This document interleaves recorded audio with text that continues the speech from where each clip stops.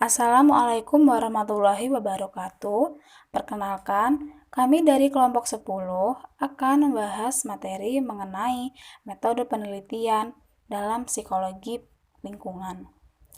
Adapun anggota dari kelompok kami yang pertama yaitu saya sendiri, Nurul Nevianti, dan yang kedua, Nyimas Nabila Safitri, dan yang ketiga, Yuma Aldianto. Materi pertama akan disampaikan oleh saya sendiri. Yang pertama yaitu tahapan penelitian dalam psikologi lingkungan. Yang pertama, penelitian eksploratif. Dapat dilakukan oleh peneliti apabila fenomena yang akan diteliti belum diketahui sama sekali atau informasi penelitiannya masih kurang sehingga akan dipahami variabel-variabel yang terkait dengan fenomena tersebut. Lalu yang kedua, penelitian deskriptif. Penelitian yang menggambarkan hubungan antara variabel-variabel penelitian yang dilihat pada fenomena di lingkungan. Sehingga dengan menggunakan kerangka teoretik penelitian, maka dapat dijelaskan hubungan antara variabel tersebut. Yang ketiga, penelitian pengujian teori. Pada penelitian ini, peneliti akan menguji kebenaran hubungan antar variabel tersebut. Pada penelitian yang akan menguji teori, dapat menggunakan desain penelitian studi kasus atau desain lain yang dapat menguji teori. Yang selanjutnya ada desain penelitian psikologi lingkungan.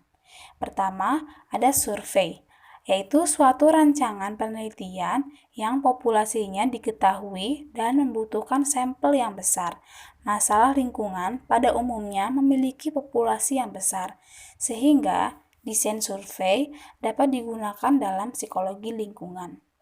Yang kedua, studi kasus merupakan rancangan penelitian yang populasinya tidak diketahui. Data diambil dari individu atau kelompok yang memiliki gejala yang sama dengan masalah penelitiannya. Yang ketiga, longitudinal. Peneliti mengikuti perubahan sejak awal penelitian hingga waktu yang telah ditentukan. Peneliti akan mencatat setiap perubahan yang terjadi dalam kurun waktu tersebut. Dengan demikian, peneliti dapat menyimpulkan aspek-aspek yang berpengaruh dari perubahan tersebut. Yang keempat, cross-sectional. Peneliti menggambarkan hal-hal yang terjadi pada saat penelitian tersebut dilakukan, sehingga dapat mendeskripsikan aspek-aspek apa saja yang berpengaruh selama penelitian tersebut dilakukan. Selanjutnya ada studi komparasi. Peneliti akan membandingkan dua kelompok yang berbeda dan sampel yang berbeda dari populasi yang berbeda pula. Desain ini dilakukan dengan membandingkan lingkungan yang berbeda. Yang terakhir, ada studi korelasional. Peneliti melihat hubungan antara variabel yang diteliti. Variabel yang secara teoretik memiliki hubungan, maka dapat dicari hubungannya. Apakah sebagai hubungan sebab akibat atau ada hubungan yang timbal balik. Selanjutnya ada teknik pengambilan data. Yang pertama ada pemetaan kognitif, yaitu yang pertama ada tes kertas dan pensil. Pada tahap ini, responden akan diminta untuk menggambarkan suatu rute, misalnya rute dari rumah ke kampus. Responden diminta menggambarkan rute yang ditempuh seperti ciri-ciri sepanjang perjalanan sehingga dapat mengenal rute yang digunakan setiap harinya. Cara penilaian dalam pemetaan kognitif dengan menggunakan teknik ini adalah dengan memperhatikan beberapa hal sebagai berikut. Yang pertama, tingkat akurasi gambar dengan kondisi sesungguhnya. Yang kedua, kelengkapan informasi yang digambarkan. Yang ketiga, komunikatif atau dapat dengan mudah dipahami oleh orang lain. Yang kedua ada observasi pemetaan tingkah laku. Ini dapat dilakukan dengan observasi partisipan maupun non-partisipan. Lalu ada teknik pengambilan data yang lain. Teknik pengambilan data pada psikologi lingkungan tidak jauh berbeda dengan penelitian yang lain. Misalnya kuesioner. Apabila data kuantitatif yang akan diperoleh, maka data scoring dan data analisisnya sama, yaitu menggunakan teknik pengolahan data secara statistik.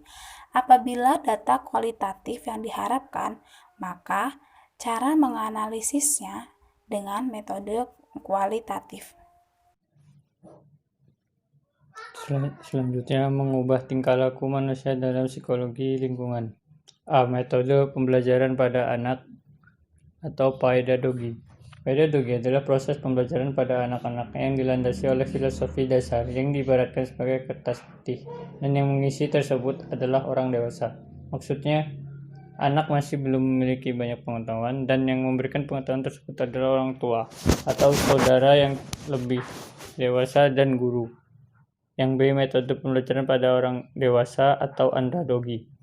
Andragogi adalah orang dewasa yang sudah memiliki ilmu pengetahuan dan memiliki pengalaman sehingga proses pembelajarannya tidak dapat disamakan seperti proses belajar pada anak-anak. Proses belajar pada anak-anak akan memberitahukan pengetahuan kepada anak, sedangkan orang dewasa, metode belajar tidak dapat menggunakan komunikasi satu arah.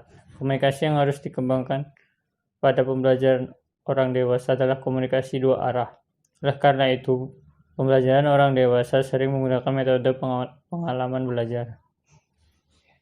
Yang C. Siklus pembelajaran orang dewasa. 1. Experiencing. Proses pembelajaran peserta pelatihan atau orang yang akan diubah tingkah lakunya dan diberikan materi pelatihan. Materi pelatihan dapat berbentuk permainan atau games atau persoalan yang harus dipecahkan oleh masyarakat. Yang kedua, publishing. Publishing adalah peserta secara bergantian menceritakan pengalaman, dan aktivitas tahap experiencing dapat dilengkapi dengan data observasi dan infrastruktur yang diungkapkan oleh peserta, catat, dan tidak dikomentari oleh siapapun. Dengan demikian, peserta dapat merasa nyaman untuk saling berbagi pengalamannya. Yang ketiga, processing. Processing adalah peserta mulai memproses apakah masalah yang disampaikan. Pada tahapan ini dapat terjadi diskusi, di mana peserta mungkin dapat menyampaikan alasan mengapa tindakan tersebut dilakukannya. Infrastruktur dapat memperbaiki konsep tingkah laku peserta, memberikan umpan balik, atau membenarkan tingkah laku yang ditampilkan pada tahap experiencing. Yang keempat, generalizing. Generalizing adalah peserta dapat menyimpulkan mengenai keliruan atau kebenaran tingkah lakunya. Pada tahap ini, peserta dapat memperoleh pencerahan mengenai tingkah laku yang benar atau keliru, atau sering dikenal pada fase ini terjadinya AHA Erlebnis. Dengan terjadinya pencerahan pada kesimpulan yang dapat diambil oleh peserta, maka ia memiliki pengetahuan pemahaman mengenai tingkah laku yang harus dilakukan dalam pelestarian lingkungan. Yang kelima, applying. Applying adalah peserta mempunyai perencanaan tingkah laku yang akan dilakukannya dalam pelestarian lingkungan. Kondisi ini dapat terjadi karena pada peserta pelatihan memperoleh keyakinan mengenai tingkah laku yang harus dilakukannya nanti setelah pelatihan selesai dan mereka kembali ke lingkungan asal. Yang di siklus proses pelatihan atau intervensi meliputi langkah-langkah yang harus diikuti, yaitu pelatihan diagnosis, melakukan asesmen tentang kebutuhan pelatihan atau intervensi. Pada langkah ini masalahnya akan semakin jelas, yaitu intervensi apakah yang dibutuhkan oleh masyarakat dalam upaya pelestarian lingkungan. Yang kedua, asesmen kebutuhan pelatihan.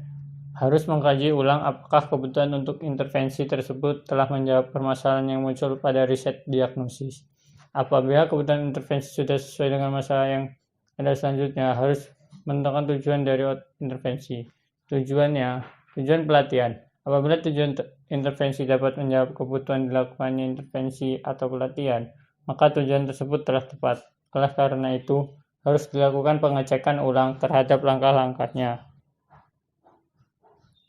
Yang keempat, perencanaan pelatihan. Ada beberapa hal yang harus diperhatikan dalam perencanaan pelatihan, yaitu menetapkan materi intervensi, menjawab tujuan pelatihan atau intervensi, maka perlu ditetapkan bagaimana cara memberi materi tersebut kepada peserta. Yang ketiga, materi yang akan disampaikan dengan metode yang akan digunakan. Yang keempat, penetapan materi dan metode pembelajaran. Yang kelima, menetapkan sarana dan prasarana. Yang keenam, mengidentifikasi peserta karena akan menentukan metode pembelajaran, waktu, dan sarana yang digunakan. 5. Pelaksanaan pelatihan. Sebelum dilaksanakannya pelatihan, maka perencanaan harus diperiksa ulang. Artinya peserta harus dan mempunyai pencerahan tentang aktivitas yang dilakukan dalam intervensi. Adanya pencerahan tersebut membuat komitmen untuk dilakukannya dalam aktivitas nyata. Keenam, evaluasi pelatihan. Evaluasi sangatlah perlu dalam suatu kegiatan pelatihan atau intervensi, karena melalui intervensi dapat diketahui tes intervensi tersebut berhasil atau tidak. Tahap evaluasi ini dilakukan pada setiap tahap intervensi. Intervensi tersebut dapat menjawab apakah telah menjawab tujuan perencanaan yang disusun dan apakah intervensi berjalan baik atau tidak. Sekian dari saya, selanjutnya akan dibacakan oleh Nyimas Nabila Syafitri. Padanya kami persilakan. Saya Nyimas Nabila Syafitri akan melanjutkan materi dari kelompok 10. Dalam upaya untuk melakukan perubahan sikap dapat dilakukan dengan berbagai pendekatan. Yang pertama, pendekatan yang berorientasi pada keyakinan sasaran. Intervensi yang dilakukan adalah berusaha untuk mengubah keyakinan atau belief seseorang. Yang kedua, pendekatan yang berorientasi pada perasaan atau afektif. Dalam hal ini, materi yang diberikan harus dapat mempengaruhi perasaan dari sasaran perubahan sikap. Yang ketiga, pendekatan yang berorientasi pada tingkah laku. Komponen tingkah laku perlu dilakukan dengan berbagai metode pembelajaran yang sudah disiapkan. Selain itu, untuk mengubah sikap seseorang ada beberapa faktor yang perlu diperhatikan. Yang pertama, perbedaan individual. Dalam hal ini, tingkat kemudahan seseorang berubah sikap adalah karena faktor kepribadian dari setiap sasaran. Yang kedua, sumber yang dapat dipengaruhi untuk mengubah sikap, yaitu materinya dapat mengenai pada self-esteem sasaran. Yang ketiga, kebutuhan kognitif dari sasaran perlu diketahui. Dengan demikian, materi yang disajikan akan sejalan dengan kebutuhannya. Dan yang terakhir, perubahan sikap dapat terjadi apabila adanya ambiguitas pada kognisi sasaran. Dalam kondisi tidak jelas, maka informasi yang masuk dan dapat meyakinkan akan lebih mudah mengubah kognitif sasaran. Adapun strategi yang dapat dilakukan untuk mengubah tingkah laku dalam program intervensi harus dilakukan secara komprehensif. Perlu dilakukan strategi-strategi yang tepat, karena intervensi yang dilakukan tidak cukup melalui pelatihan saja. Strategi yang dapat dilakukan dalam melakukan intervensi yaitu: yang pertama, strategi yang menggunakan daya. Daya yang dimaksud dalam hal ini dapat berbentuk kekuasaan yang ada. Pemerintah dalam hal ini memiliki daya yang dapat mempengaruhi masyarakat. Yang kedua, strategi persuasif. Dalam hal ini perlu dirancang pendekatan kepada masyarakat agar dalam menyampaikan pesan perubahan tingkah laku yang diharapkan dapat meyakinkan sasaran atau masyarakat yang akan diubah tingkah lakunya dalam berinteraksi dengan lingkungan. Yang ketiga, ada strategi reedukasi. Dalam hal ini, ditujukan kepada sasaran yang sebetulnya sudah memiliki pengetahuan atau yang telah mampu menyatakan sikapnya. Namun, karena masyarakat tersebut dinilai sudah kurang kepeduliannya terhadap lingkungan, maka perlu dilakukan reedukasi. Yang keempat, ada perubahan tingkah laku. Tidak akan berhasil dengan baik apabila disertai dengan penegakan hukum dan perubahan sosial. Apabila masyarakat yang melanggar didiamkan atas tingkah laku merusak lingkungan, maka masyarakat yang lain pun akan mengikuti tingkah laku merusak lingkungan tersebut. Yang kelima, strategi pembuatan kebijakan sosial yang terkait dengan upaya menjaga lingkungan. Kebijakan sosial tersebut dapat dijadikan sebagai dasar oleh pemerintah dalam menindaklanjuti program-program yang dapat melindungi lingkungan.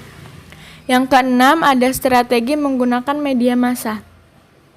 Penggunaan media massa untuk menyampaikan pesan-pesan mengenai lingkungan adalah cukup efektif. Media massa dalam hal ini tidak terbatas pada media cetak, radio, televisi, tetapi juga media sosial lainnya, seperti melalui Instagram, Facebook, dan akun-akun lainnya. Yang terakhir, strategi pengembangan agen perubahan. Agen perubahan yang selalu dekat dengan masyarakat akan selalu memantau perubahan tingkah laku yang terjadi di masyarakat. Oleh karena itu, keberadaan agen perubahan sangat diperlukan. Strategi-strategi tadi harus dapat dimanfaatkan dengan semaksimal mungkin, sehingga masyarakat akan menilai kesungguhan dari program tersebut. Oleh karenanya, perencanaan dalam mengubah tingkah laku agar dapat berinteraksi dengan lingkungan secara baik perlu dilakukan secara seksama. Selanjutnya, AMDAL. Kegiatan AMDAL merupakan kegiatan yang penting apabila di suatu daerah akan dilakukan pembangunan. AMDAL ialah analisis dampak lingkungan.